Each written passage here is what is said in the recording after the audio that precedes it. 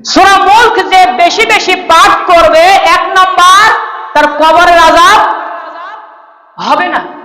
2, কিয়ামতের মাঠে তার জন্য সুপারিশ হবে যতক্ষণ না তাকে মাফ করে দেওয়া হবে। 3, ততক্ষণ আল্লাহর সাথে ঝগড়া করবে, তর্ক করবে, ততক্ষণ করবে যতক্ষণ না তাকে বান্দাকে জান্নাতে দেওয়া হয়। সুবহানাল্লাহ, এত একটা পাওয়ারফুল সূরা। তো এই সূরার ভিতরে আছে কি? এত পাওয়ার দিলেন, এত ক্ষমতা দিলেন এই সূরার, অবশ্যই সূরার কোনো ক্ষমতা আছে। এর জন্য এই সূরার শেষ অংশে, সূরা মুলকের প্রথম আয়াতের শেষ অংশে একটা আছে, ওয়া হুয়া আলা কুল্লি শাইইন কদির। কদির শব্দের অর্থ ক্ষমতাবান। এই কদির ক্ষমতা কোন দোয়াতে থাকার কারণে আর কোন দোয়াতে লা ইলাহা ইল্লাল্লাহ যুক্ত হওয়ার কারণে কালেমা আর দোয়া হক তার দাম আল্লাহ বৃদ্ধি করে দিয়েছে।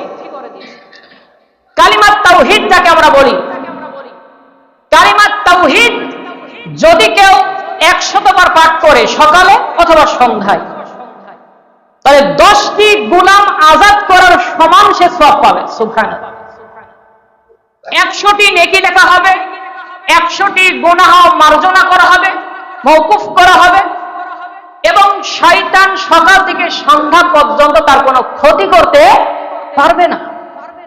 যদি 100 বার আপনার বেশি হয়ে যায়, একবার করুন।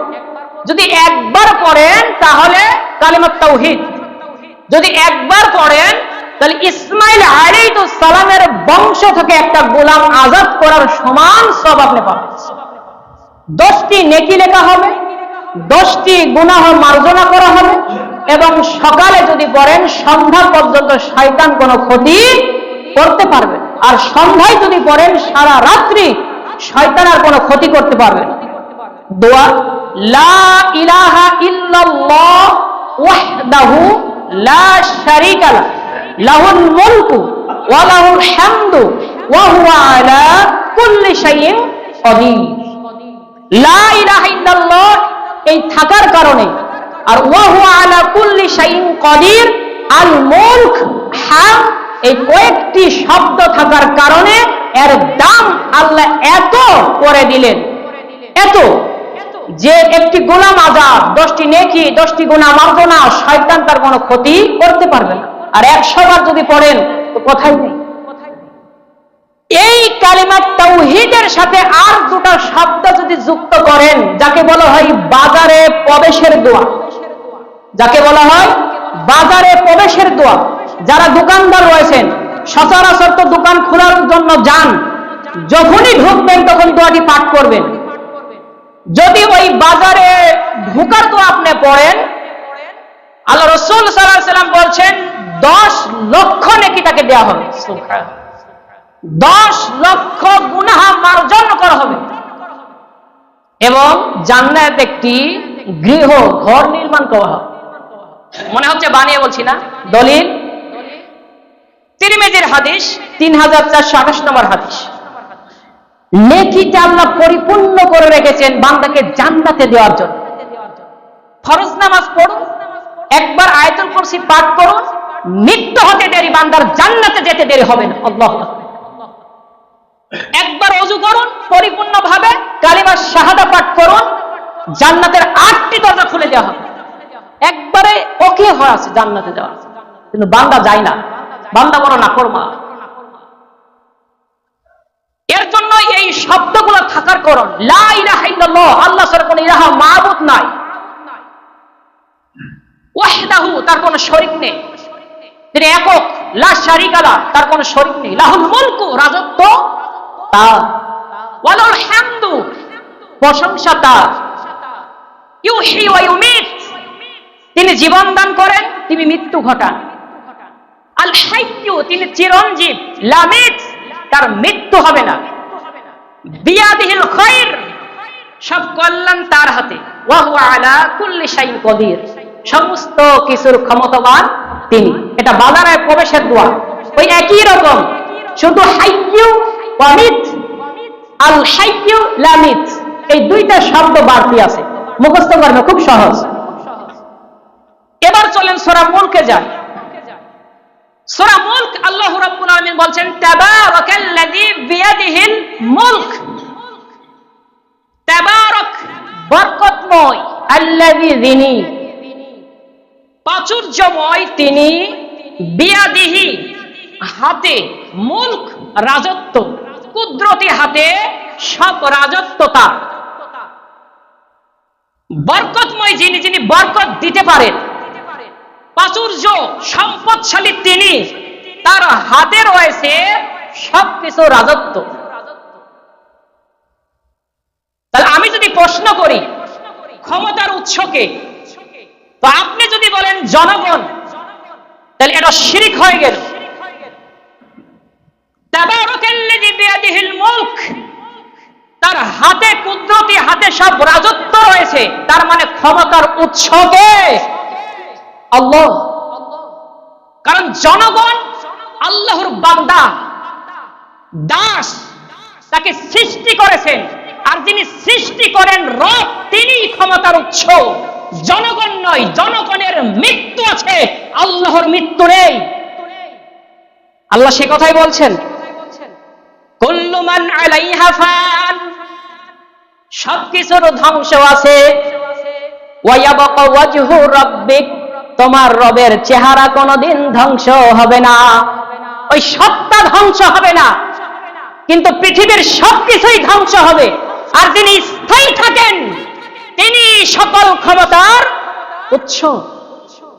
তো কুরআন তো বলে সমস্ত রাজত্ব ক্ষমতা আল্লাহ, আর আপনি বলছেন ক্ষমতার উৎস জনগণ, তাহলে দুই রকম হয়ে গেল না? তার মানে একটা হক, একটা বাতিল। খুতবা হবে কোরআন এবং হাদিস থেকে, কার বিরুদ্ধে গেল আমার যায় আসে না। যদি বিরুদ্ধে যায় বুঝবেন সে কোরআন এবং হাদিস থেকে কথা বলছে, তারটাই সঠিক হবে আর আমারটাই ভুল হবে। আপনি যদি ফিরে আসেন আল্লাহ উমরের মতো কবুল করবে, আর যদি ঘাড় তেড়া করেন তো আবু জাহেলের মতো কবুল করবে। আচ্ছা চলেন, এটা বললাম সূরা রহমানের 26 এবং 27 নম্বর আয়াত।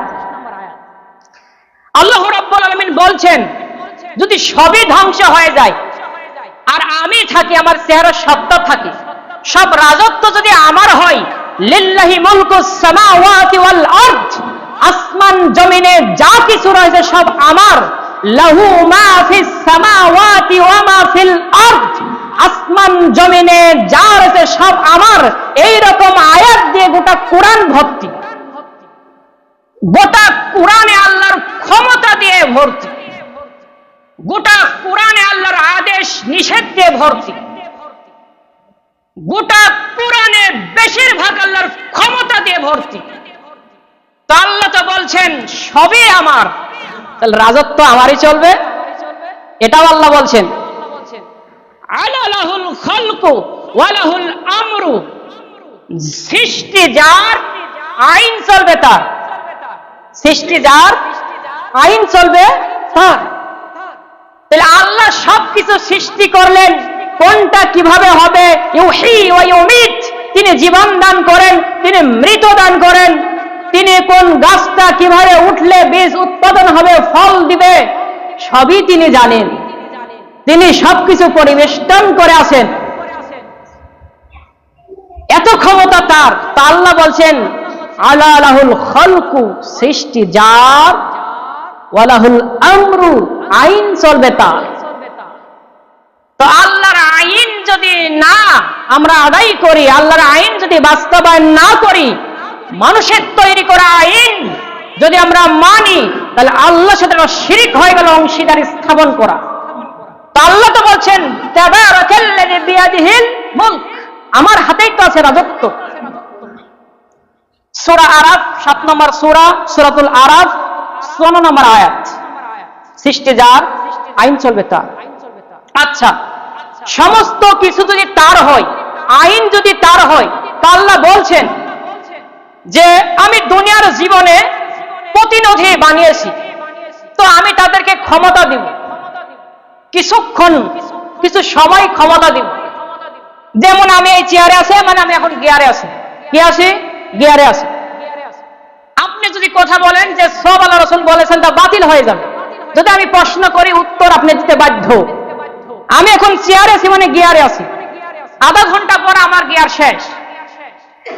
বর্তমানে যারা চেয়ারে থাকবে তারা গিয়ারে আছে, মৃত্যু হয়ে যাবে গিয়ার শেষ, অথবা ক্ষমতা আছে গিয়ার আছে, ক্ষমতা নেই গিয়ার শেষ। তার মানে আল্লাহ বলছেন সবকিছুর মালিক তো আমি, রাজত্ব আমার, তো আমি যাকে কিছুক্ষণের জন্য ক্ষমতা দিয়েছি তার 5-4টা কাজ হবে, 4টা কাজ হবে। তার মধ্যে আমি বলি, আল্লাহ রাসূল সাল্লাল্লাহু আলাইহি ওয়াসাল্লামকে আল্লাহ রাব্বুল আলামিন বলাচ্ছেন কুলিল্লাহুম্মা মালিকাল মুলক, কুল হে নবী আপনি বলুন আল্লাহুম্মা হে আল্লাহ মালিকাল মুলক, সব রাজত্ব আপনার, রাজত্বের মালিক আপনি। তুতিল মুলকা মান তাশা, আপনি যাকে ইচ্ছা ক্ষমতা দেন, যাকে ইচ্ছা আপনি রাজত্ব দেন। ওয়া তানজিউল মুলকা মিম্মান তাশাউ, আপনি যাকে ইচ্ছা ক্ষমতা থেকে নামিয়ে নেন। এটা আল্লাহ দলিল দিচ্ছেন, আমি ইচ্ছা ক্ষমতা দিই, আবার ইচ্ছা ক্ষমতা থেকে নামিয়ে দিই। এরপর আল্লাহ রাব্বুল আলামিন বলেন ওয়া তুইজ্জু মান তাশা, আমি যাকে ইচ্ছা ইজ্জত দিই। ওয়া তুযিল্লু মান তাশা, আমি যাকে ইচ্ছা বেইজ্জত করি। এরপর আল্লাহ বলছেন বিয়াদিকাল খায়র, সব কল্যাণ আমার হাতে, রাজত্ব তার হাতে, খায়র কল্যাণও তার হাতে। ইন্নাকা আলা কুল্লি শাইইন কাদির, তিনি সবকিছুর উপর ক্ষমতাবান। তিনি ইচ্ছা করলে চেয়ারে বসাতে পারেন, আবার ইচ্ছা করলে ক্ষমতা থেকে নামাতেও পারেন। তিনি ইচ্ছা করলে ইজ্জত দান করতে পারেন, আবার ইচ্ছা করলে বেইজ্জত করতে পারেন। তো আল্লাহ বলছেন যদি ক্ষমতা দিই 4টা কাজ করবে তারা, যদি 4টা কাজ করে তারা হকপন্থী, আর যদি 4টা কাজ না করে তারা বাতিলপন্থী। এটা তোমাকে চিন্তা হবে, তুমি মুমিন না। আল্লাহ বলছেন আল্লাযীনা ইয়াম্মাক্কান্নাহুম ফিল আরদ, যারা আরদ মানে জমিন, ইম্মাক্কান্না মানে ক্ষমতা, যারা দুনিয়ার জীবনে ক্ষমতা পাবে 4টা কাজ হবে। 1 ওয়া আকামুস সালাহ, 1 নম্বর সালাত কায়েম করবে। সালাত কায়েম নেই, সালাত কায়েম যদি থাকতো আপনি বেনামাজি হয়ে রাস্তাঘাটে ঘুরতে পারতেন না, আপনাকে পিটিয়ে মসজিদে আনতে হতো অথবা জেলখানাতে বন্দী করা হতো। ইমাম আবু হানিফা তিনি বলছেন যে সালাত আদায় করে না তাকে হত্যা করতে হবে। ইমাম বুখারী বলছেন যাকে যে সালাত আদায় করে তাকে জেলখানায় বন্দী করতে হবে। তো 1 নম্বর যে ক্ষমতায় যাবে তার কাজ হবে ওয়াকামুস সালাহ, সালাত কায়েম করা। 2 ওয়া আতাউজ যাকাহ, 2 তারা যাকাত আদায় করবে। 3 ওয়া আমারু বিল মা'রুফ, তারা সৎ কাজের আঞ্জাম দিবে, যত ভালো কাজ নেক কাজ আছে তারা আঞ্জাম দিবে। এরপরে বলছেন 4 নম্বর ওয়া নাহাউ আনিল মুনকার, অসৎ কাজে বাধা প্রদান করবে। অসৎ কাজ যত রয়েছে, জেনা ব্যভিচার যত রয়েছে, সুদ যত রয়েছে, খমর জাতীয় নেশা দ্রব্য যত রয়েছে সব তারা পরিত্যাগ করবে, বন্ধ করে দিবে। জেনার লাইসেন্স দিবে না, মদের লাইসেন্স দিবে না, সুদের লাইসেন্স দিবে না, এগুলো তারা বন্ধ করবে। 4টা কাজ যদি তারা করতে পারে তারা মুমিন, আর যদি 4টা কাজ না করে তারা মুনাফিক। আল্লাহ বলছেন সূরা হজের 41 নম্বর আয়াত। এই আয়াতের শেষে আল্লাহ বলেন ওয়ালিল্লাহি আকিবাতুল উমুর, আল্লাহর সিদ্ধান্তই শেষ সিদ্ধান্ত। এরপরে বলছেন তারা কাজ করবে ইন্নাল্লাহা ইয়া'মুরু বিল আদল, তারা ন্যায় বিচার করবে, ওয়াল ইহসান, উত্তম পন্থা অবলম্বন করবে। ন্যায় বিচার মানে উমরের মতো তিনি তার ছেলেকেও ছাড় দেননি, ছেলেকে পিটিয়েছেন, ছাড় দেননি। ন্যায় বিচার মানে আল্লাহ রাসূল সাল্লাল্লাহু আলাইহি ওয়াসাল্লামের মতো। আল্লাহ রাসূল বলেছেন আমার মেয়ে যদি চুরি করত তার হাতটাও কেটে দিতাম। হাদিস সহিহ বুখারী হাদিস। চুরির ঘটনা একদিন বোধহয় বলেছিলাম, বারবার বলি আমি। মাকজুবি গোত্রে এক মহিলা চুরি করেছিল। তো মহিলা চুরি করার কারণে বংশ পরিবারের, বংশ যেন তেন বংশ না, কুরাইশ বংশ, এবং তার নামও ছিল ফাতিমা। তো যখন চুরিতে ধরা পড়ে গেল তারা বলাবলি করতে লাগলো যেহেতু চুরির রায় হবে, আল্লাহ রসুলের কাছে যখন যাবে তার হাত কাটা পড়বে, কিভাবে রদ করা যায়। তো ওই বংশের লোক বলা বলি করছিল যে আল্লাহ রসুল সাল্লাল্লাহু আলাইহি ওয়াসাল্লামকে আমরা দিরহাম দিব। আল্লাহ রসুলকে প্রস্তাব পেশ করা হলো যে আপনাকে আমরা 200 দিরহাম দিব, এই কাজটি মওকুফ করুন। আল্লাহ রসুল সাল্লাল্লাহু আলাইহি ওয়াসাল্লাম কোনো কথা বলেছিলেন না, তার মানে ঘুষ। এরপরে বলা হয়েছিল 500 দিরহাম দিব, আল্লাহ রসুল সাল্লাল্লাহু আলাইহি ওয়াসাল্লাম কোনো কথা বলেননি। তৃতীয়বার কথা বলার সাহস পাননি, তখন তারা বলা বলি করছে উসাব ইবনে যায়েদকে ধরো, উসাব ইবনে যায়েদকে ধরলেই কাজ হবে। তখন উসাব ইবনে যায়েদকে ডাকা হলো এবং তাকে বলা হলো এই আইনটি মওকুফ করার জন্য বংশীয় পরিবারের, তাকে বলো কুরাইশ বংশের তার মেয়ের নামে নাম ফাতেমা। তখন আল্লাহ রসুল সাল্লাল্লাহু আলাইহি ওয়াসাল্লামকে গিয়ে উসাব ইবনে যায়েদ বলছেন যে আল্লাহ রসুল, সে তো বংশীয় পরিবার, আপনার বংশ কুরাইশ বংশ, নাম আপনার মেয়ের নামে নাম, একটু। আল্লাহ রসুল সাল্লাল্লাহু আলাইহি ওয়াসাল্লাম বলছেন উসাব ইবনে যায়েদ, তুমি আল্লাহর বিধানকে লঙ্ঘন করতে এসেছো, তুমি আল্লাহর বিধানকে মাটি চাপা দিতে এসেছো। রাগান্বিত হয়ে বসা থেকে উঠে গেলেন। উসাব ইবনে যায়েদ থমকে বসে পড়লেন, কথা বলার সাহস পেলেন না। তখন উসাব ইবনে যায়েদকে আল্লাহ রাসূল সাল্লাল্লাহু আলাইহি ওয়াসাল্লাম বলছেন, তুমি শুনে রেখো উসাব ইবনে যায়েদ, পূর্ব জাতির লোকেরা এভাবেই ধ্বংস হয়েছে। বড় লোক সম্ভ্রান্ত পরিবারের লোকেরা যখন চুরি করত, জেনা করত, তাদেরকে একেবারেই যে শাস্তি পাবে না সে শাস্তি দেওয়া তো হতোই না, বরং খালাস করা হতো রাতারাতি। আর যারা গরিব জেনা করত, চুরি করত, যে শাস্তি পাবে তার সাথে দ্বিগুণ শাস্তি তাদেরকে দিত। ওই পূর্বের জাতিরা এই কারণে ধ্বংস হয়েছে। তুমি কি চাও আমিও ধ্বংস হই? তুমি শুনে রাখো উসাব ইবনে যায়েদ, আমার মেয়ে ফাতেমা যদি চুরি করত, আমার মেয়ের নামে নাম হয়েছে, কি হয়েছে? আমার বংশী হয়েছে, তো কি হয়েছে? তুমি শুনে রাখো, আমার মেয়ের নাম ফাতেমা হতে পারে, আমার মেয়ে যদি চুরি করে আমি রাসূল বলে গেলাম, তার হাত কাটতে আমি দ্বিধাবোধ করব না। বুখারী হাদিস। ওই রকম বিচার করতে হবে, ন্যায়পরায়ণ শাসক হতে হবে। আল্লাহ রাসূল বলেছেন কিয়ামতের মাঠে কোনো ছায়া থাকবে না, কিন্তু আল্লাহর আরশ ব্যতীত আর প্রথম ফার্স্ট হবে ন্যায়পরায়ণ শাসক, ছায়া পাবে। আল্লাহ বলছেন যে 4টা কাজ করবে, তারপর ন্যায় বিচার করবে ওমরের মতো, আল্লাহ রাসূলের মতো। আমি যে আইন বিধান দিয়েছি ওই অনুযায়ী ফলো করবে। যদি ক্ষমতার অপব্যবহার করে, বিনিময় জাহান্নাম। হযরত আনাস রাদিয়াল্লাহু আনহু থেকে বর্ণিত, তিনি বলেন মান ওয়ালিয়া মিন আমরিন মুসলিমিনা শাইআন, কোন ব্যক্তিকে যদি আমি মুসলমানের নেতৃত্ব দিই, আমির বানাই, নেতা বানাই, কর্তৃত্ব দিই, ক্ষমতা দিই, আমরিল শব্দের অর্থ কর্তৃত্ব, ক্ষমতা, নেতা, আমির। ফাগাশশাহুম, যদি সে গাফলতি করে, বিশ্বাসঘাতকতা করে, ফাহুয়া ফিন্নার, তার স্থান হবে জাহান্নাম। তাবারানী 3481 নম্বর হাদিস। সূরা নূরের ভিতরে আল্লাহ বলছেন, যদি তারা বিশ্বাসঘাতকতা করে, যদি তারা অন্যায় কাজ, বেহুদা কাজ, যেটা আমি আইন দিয়েছি তা বাতিল করে, উপেক্ষা করে, ফাহাশা কাজ ছড়িয়ে ফেলবে, রায় দিবে, লাইসেন্স দিবে, তাদের জন্য 2টা আযাব। 1 সূরা নূর 19 নম্বর আয়াত, ইন্নাল্লাযীনা ইউহিব্বুনা আন তাশিআল ফাহিশাতু ফিল্লাযীনা আমানু লাহুম আযাবুন আলীমুন ফিদ দুনিয়া ওয়াল আখিরাহ।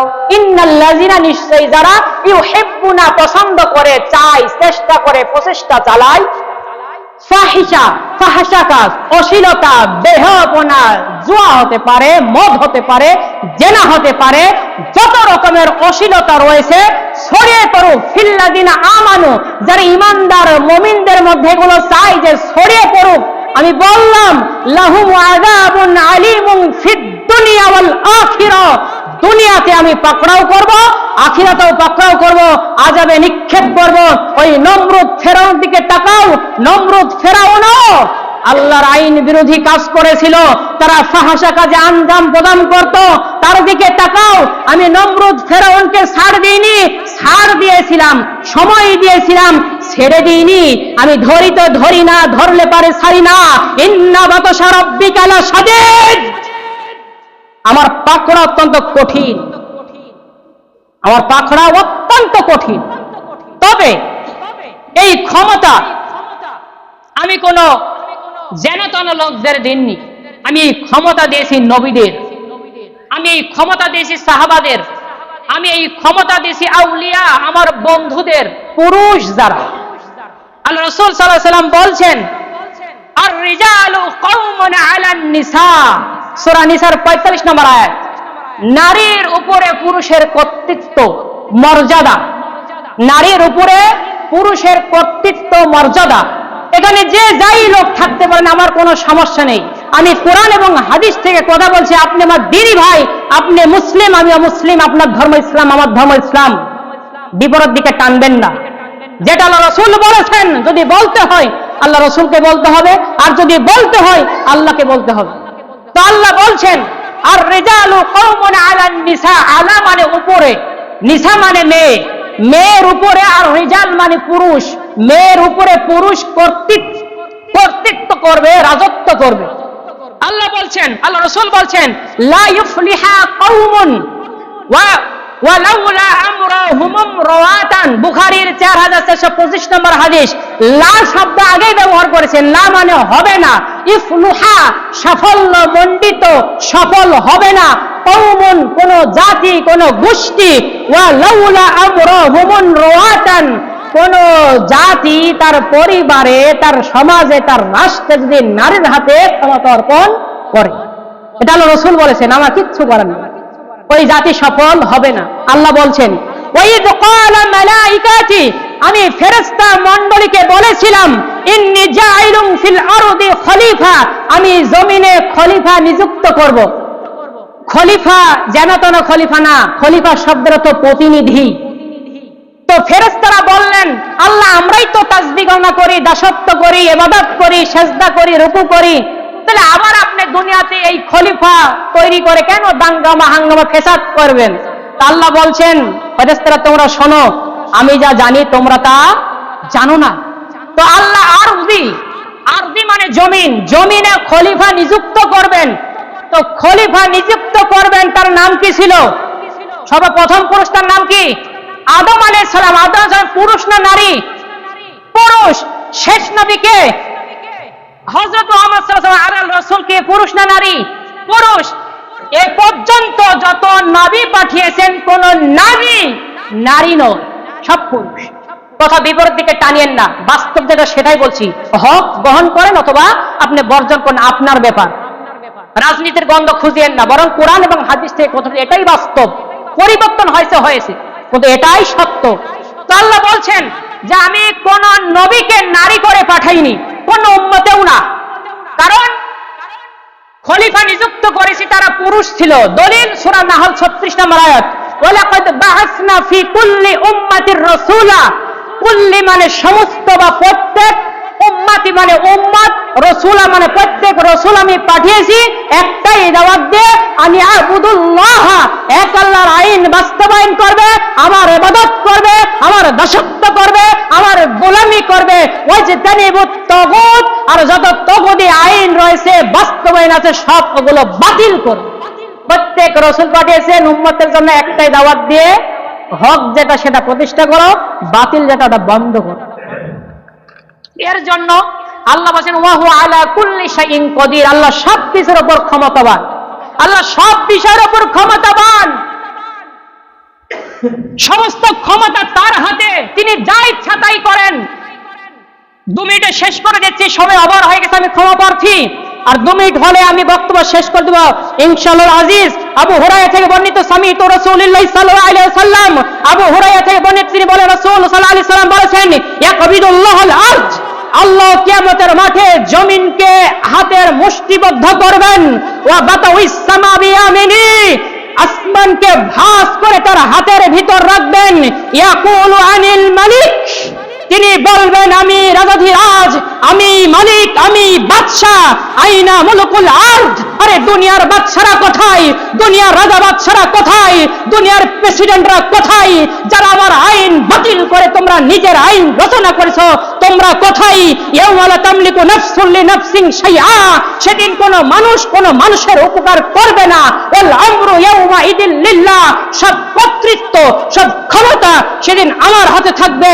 সেদিন নমরুদ থাকবে, সেদিন ফেরাউন থাকবে, সেদিন আবু জাহেল থাকবে, আবু লাহাব থাকবে, ফেরেশতারা সারি সারি ভাবে দাঁড়িয়ে থাকবে, মুসি থাকবে, তামার থাকবে, পৃথিবীর সমস্ত মানুষ থাকবে।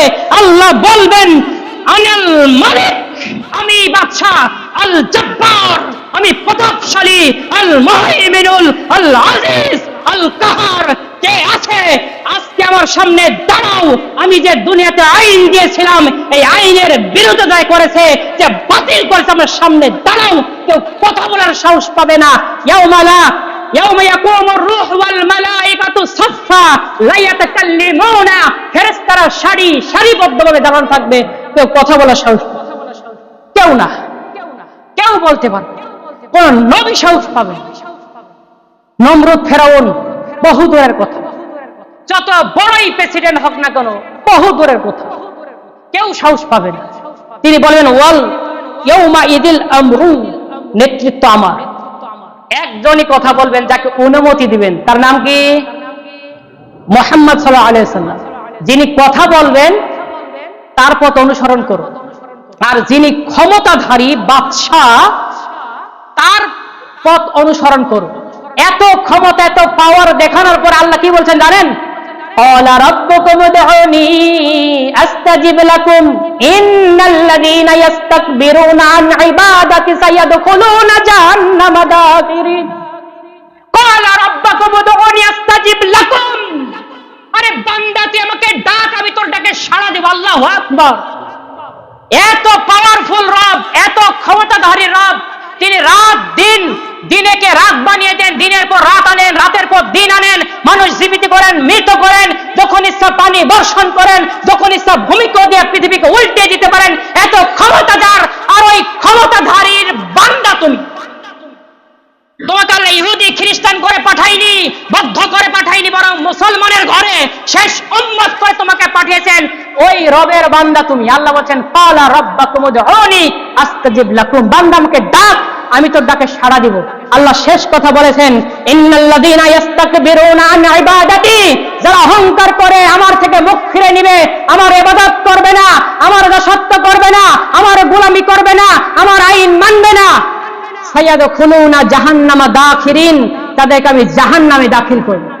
এখন ডিসিশন তোমার। ওই তাবারাকাল্লাযী বিয়াদিহিল মুলক, যার হাতে রাজত্ব, তার পথে চলবে না মানুষের তৈরি করা আইন যারা মতদর্শ নিয়ে চলে তার পথে চলবে? ডিসিশন তোমার। যে সুপারিশ করবে তার পথে চলবে না শয়তানের পথে চলবে? ডিসিশন তোমার। তুমি তো বান্দা। ক্বালা রাব্বুকুম উদউনি আস্তাজিব লাকুম, আল্লাহ বলছেন আমাকে ডাক, আমি তোর ডাকে সাড়া দিব। একবার ক্ষমা চাও, পৃথিবীতে যত পাপ করেছো সমস্ত গুনাহ আল্লাহ মাফ করবেন। সমস্ত গুনাহ, আসমান থেকে জমিন পর্যন্ত তোমার যদি পাপ হয়, তুমি আল্লাহকে বলো আল্লাহ আমি ভুল করেছি, আমাকে মাফ করে দাও। আল্লাহ বলছেন বান্দার ক্ষমা চাইতে দেরি হবে, আমার মাফ করতে দেরি হবে। আল্লাহু আকবার। ওই দয়ালু আল্লাহ, ক্ষমতা তার। তাবারাকাল্লাযী বিয়াদিহিল মুলক, যার হাতে সব রাজত্ব। আর ক্ষমতার উৎসকে কোন মানুষ, এটা যে বলবে সে মুশরিক। আর এই অবস্থায় যদি মারা যায়, ইন্নাহু মান ইউশরিক বিল্লাহি ফাকাদ হারামাল্লাহু আলাইহিল জান্নাহ, তার জন্য জান্নাত একেবারে হারাম। ওয়া মাওয়াহুন নার, তার স্থান জাহান্নাম।